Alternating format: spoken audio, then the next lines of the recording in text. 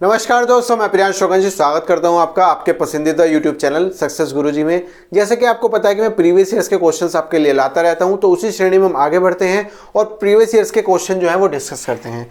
ठीक है दोस्तों, तो ये क्वेश्चन जो है वो आपका परसेंटेज, प्रतिशत और रेशियो के ऊपर पूछा गया है, अनुपात के ऊपर पूछा गया है। मगर ये क्वेश्चन आपका SSC CGL टायर 2 के लिए टायर 2 में पूछा गया था। ठीक है दोस्तों, तो CGL टायर 2 का ये क्वेश्चन है और आपको मैं इसलिए करा रहा हूं ताकि आपका SSC CHSL का एग्जाम आने वाला है जल्दी और CGL 2020 भी आपका आने वाला है। तो उसमें प्री में से अगर ये क्वेश्चन आपका प्री में फंस जाए तो क्या बड़ी बात है। ठीक है, तो आपको ये सब चीजों के लिए प्रिपेयर होना पड़ेगा। देखिए, परसेंटेज मैंने अभी अभी पढ़ाया है, प्रतिशत का एक क्वेश्चन है। चलिए, तो पूरा कोर्स आपको एक चीज में और बता दूं, सॉरी, कि पूरा का पूरा कोर्स दोस्तों यहाँ पर आपको पूरा मैथ का प्रोवाइड किया जाएगा। अगर आप SSC CGL के लिए पढ़ रहे हैं या SSC CHSL के लिए, तो आपका एग्जाम से पहले पूरा का पूरा course free of cost cover करा दिया जाएगा विद नोट्स। आप अगर नोट्स चाहते हैं तो नोट्स भी आपको प्रोवाइड करा दिए जाएंगे। ठीक है दोस्तों, देखिए क्या है, हिंदी में बताता हूं। ABC जो है स्पेंड करते हैं, अपनी इनकम का खर्च करते हैं 80% भाग, 85% और 75% खर्च करते हैं। ठीक है, और उसकी जो सेविंग है, सेविंग का रेशियो दिया गया 8:9:B। ABC खर्च करते हैं 80%, 85% और 75%, और उनके जो सेविंग का रेशियो है 8:9:20 दिया गया है। और डिफरेंस दिया गया उनकी इनकम का, A और C की इनकम का डिफरेंस दिया गया है, जो उसका मासिक उनकी आय है उसका दिया गया है डिफरेंस 18,000। तो आपसे इनकम पूछी गई है, कमाई पूछी गई, B की इनकम क्या होगी। बहुत ही ज्यादा सिंपल क्वेश्चन है, मगर एग्जाम्स में टीयर 2 में पूछा है, तो इसलिए मेरा फर्ज बनता है कि जो स्टूडेंट कमजोर हैं उनके लिए तो कम से कम बता ही दो। ठीक है दोस्तों, तो आपको एक चीज समझ में आ रही होगी यहाँ पर कि आपका इस बार इनकम का रेशियो नहीं दिया, आपको सेविंग का रेशियो दिया गया है। सेविंग का रेशियो दिया गया है, तो सेविंग का रेशियो भी आपको मानकर चलना पड़ेगा। सेविंग का रेशियो से आपको चीजें फाइंड आउट होंगी। ठीक है, चलिए, मैं अगर मानता हूं 80% क्वेश्चन में दिया गया है, ए जो है वो अपना इनकम का खर्च कर देता है, तो 80% की वैल्यू कितनी होती है दोस्तों? 4/5 होती है। मैंने आपको प्रतिशत में ये चीज पढ़ाई है। तो अगर आपकी इनकम, ए की इनकम अगर 5 होगी, अगर मान लें यहाँ पे मैं आई से डिनोट करूं, यहाँ पर ऐसे आई अगर ऐसे डिनोट करें और एक्सपेंडिचर को इतना खर्च करें जो स्पेंड कर रहा है, और तो आपकी सेविंग निकल जाएगी। ठीक है, तो आप अगर उसकी इनकम जितनी है उसमें से अगर आप उसका खर्च माइनस कर दो तो आपकी सेविंग निकल जाएगी। सिंपल सी बात है। तो आपको मैंने क्या बताया, अभी 80% दिया गया है, तो नीचे वाली वैल्यू कितनी होती है? ओरिजिनल वैल्यू होती है।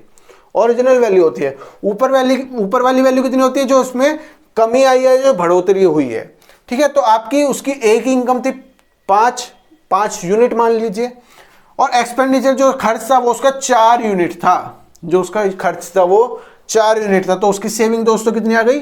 1%, मतलब कि 1 यूनिट उसकी सेविंग हो गई। ठीक है, अभी हमें सेविंग के बारे में कुछ नहीं दिया गया। 85% को कैसे लिख सकते हो?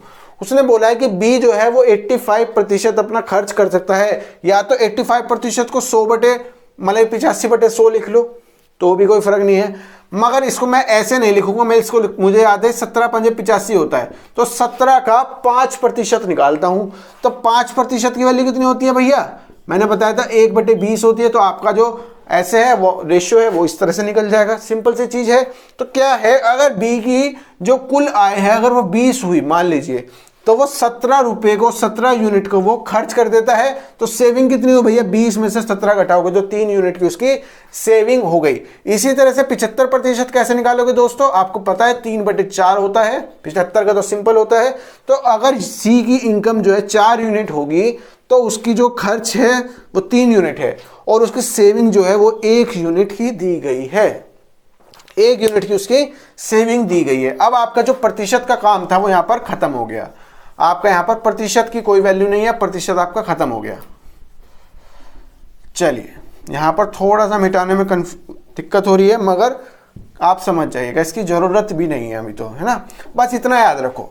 तो आपको एक चीज समझो, क्या दिया गया यहां पर? इनकम का रेशियो तो दिया नहीं गया। अगर आपको इनकम का रेशियो दिया गया था तो उस रेस्पेक्ट में हम परसेंटेज को डिवाइड करते, उसी रेशियो में हम परसेंटेज को बांटते। मगर इस बार हमें जो सेविंग का रेशियो दिया गया, सेविंग का रेशियो क्या है? 8:9:20 दिया गया। मतलब क्या, जो 1 यूनिट है वो कहीं ना कहीं वो 8 यूनिट को रिप्रेजेंट कर रही होगी। ए की जो 1 यूनिट सेविंग है वो 8 यूनिट को रिप्रेजेंट कर रही होगी। यूनिटरी मेथड सिंपल सा लगाओ सब में। अलग अलग लगेगा। तो 1 यूनिट जो है वो 8 को रिप्रेजेंट कर रही है, तो 5 यूनिट कितने को करेगी, तो आपको पता चल गया 40 को रिप्रेजेंट करेगी। तो इनकम जो है एक ही, वो कितनी बन जाएगी अब वो बन जाएगी 40। कैसे किया दोबारा बताता हूं एक बार। आपको जो रेशियो दिया गया है वो 8:9:20 दिया गया है। तो आपको क्या पता चला, आपको जो रेशियो है, जो ए की सेविंग है वो 1 यूनिट है। जो रेशियो होता है वो यूनिट में होता है, तो 1 यूनिट की वैल्यू आपकी 8 है।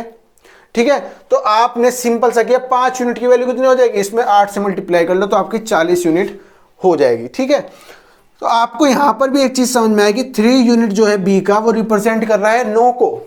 जो बी का 3 यूनिट है वो रिप्रेजेंट कर रहा है, तो 9 को, इसका मतलब क्या, इसमें 3 से मल्टीप्लाई की गई होगी।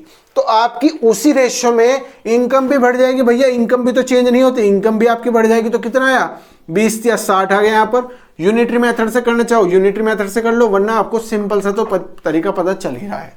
ठीक है, तो आपको यहां पर देखो, यहां पर जो है 1 यूनिट जो है सी का वो यहां पर 20 यूनिट के बराबर दिया गया है, 20 यूनिट को रिप्रेजेंट कर रहा है। तो आपने क्या किया, यहां पर 20 से मल्टीप्लाई की, तो दोस्तों आपकी यहां पर भी 20 से मल्टीप्लाई हो जाएगी और 20 चौक 80 हो जाएगा।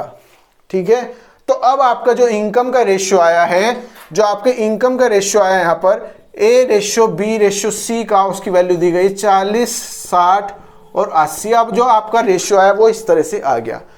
अब आपको दिया क्या गया है, ये भी आपका एक तरह से रेशियो ही है दोस्तों, ये भी रेशियो ही है, इसको परफेक्ट वैल्यू मत मान लीजिएगा।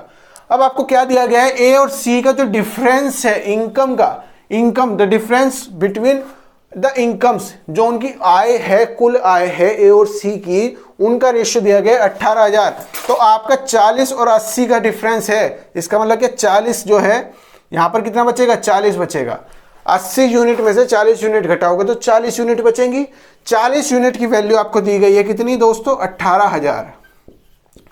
18,000। ठीक है, तो आपको 60 यूनिट की वैल्यू निकालनी है, तो आपको 60 यूनिट की निकालनी है। तो सिंपल सी बात है, यहां से 1.5 मल्टीप्लाई करना पड़ेगा और यहां पर भी आपको 1.5 मल्टीप्लाई करना पड़ेगा। भैया 40 से 60 में जाना है, 40 आपको दी गई है 18,000, आपको 60 की वैल्यू निकालनी है 60 यूनिट की। तो नॉर्मल कितना आ गया, 27,000 आपका आंसर आ गया। सिंपल सी चीज है, वरना क्या करते हैं आप, 40 यूनिट की वैल्यू दी गई है 18,000 रुपए। ठीक है, तो 1 यूनिट की निकालते कितनी, 4 चौक 16, 4 पंजे 20, 450 रुपए।